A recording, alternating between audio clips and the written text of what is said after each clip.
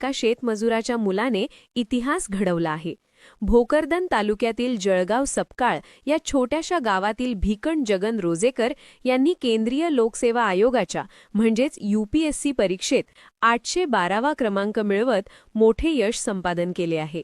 सालगडी म्हणून काम करणाऱ्या आईवडिलांचा मुलगा आज भारतीय नागरी सेवेत अधिकारी होण्याच्या उंबरठ्यावर पोहोचला आहे। त्यामुळे संपूर्ण जालना जिल्ह्यात आणि भोकरदन तालुक्यात आनंदाचे वातावरण निर्माण झाले आहे। भिकन रोजेकर यांचे आईवडील पूर्वी चाळीसगाव तालुक्यातील वाडा येथे एका शेतकऱ्याकडे सालगडी म्हणून काम करत होते। त्यांची आई बेबीबाई या शेतात रोजमजुरी करत होत्या। घरची परिस्थिती अत्यंत बेताची, हाताला काम असेल तरच घरात जेवण। अशा कठीण परिस्थितीतही आईवडिलांनी एक स्वप्न पाहिले होते। ते स्वप्न म्हणजे आम्ही शिकलो नाही पण आमची मुलं शिकून मोठी व्हावीत। या स्वप्नासाठी त्यांनी दिवस रात्र कष्ट केले।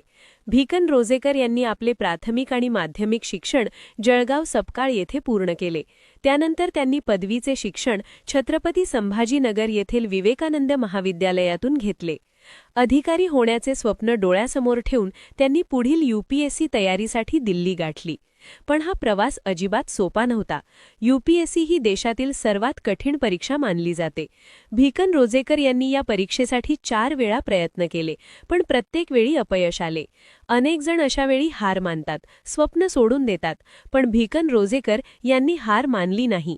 अपयशाने खचून न जाता त्यांनी पुन्हा अभ्यास सुरू ठेवला, रात्रंदिवस मेहनत घेतली आणि अखेर 5व्या प्रयत्नात त्यांनी UPSC मध्ये 812वा क्रमांक मिळवत इतिहास घडवला। भिकन यांच्या कुटुंबासाठी हा क्षण खूपच भावनिक आहे। काही दिवसांपूर्वीच त्यांच्या आईचा अपघात झाला होता आणि त्या अपंग झाल्या आहेत, तरीही वडिलांनी कष्टाची साथ सोडली नाही आणि मुलांच्या शिक्षणासाठी सतत मेहनत घेतली। भिकन यांचा लहान भाऊ विकास हा महिनाभरापूर्वीच आसाम फायटर आर्मीत भरती झाला आहे। आता एका घरातून एक भाऊ देशाच्या सैन्यात आणि दुसरा भाऊ भारतीय नागरी सेवेत अधिकारी होणार आहे। भिकन रोजेकर यांनी आपल्या यशाबद्दल बोलताना सांगितले की माझे आईवडील निरक्षर आहेत, पण त्यांनी आमच्या शिक्षणासाठी खूप कष्ट घेतले। त्यांनी नेहमी सांगितले की आम्ही शिकलो नाही पण तुम्ही शिकून मोठे व्हा।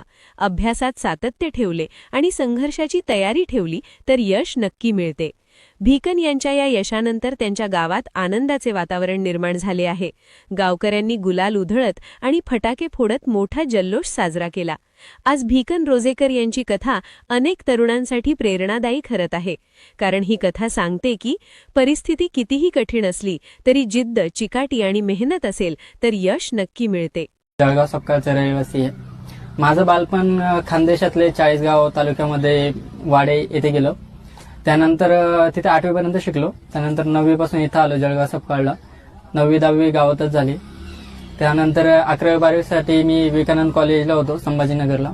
ग्रॅज्युएशन ॲग्रिकल्चरमध्ये केलं, छत्रपती शाहू महाराज शिक्षण संस्था कांचनवाडी संभाजीनगर येथे।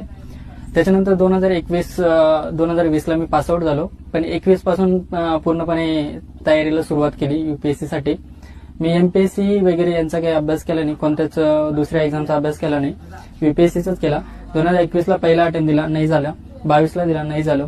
असं 24ला माझी 4थ्या अटेम्प्टमध्ये प्री निघाली, मेन्स दिली, मेन्स नाही झाली। 5व्या अटेम्प्टला 2025ला माझी प्री निघाली, मेन्स निघाली आणि इंटरव्ह्यूही निघाला। या 2025 मध्ये मी UPSCच्या फॉरेस्टच्या एक्झामसाठी सुद्धा एलिजिबल होतो, प्री त्याची पण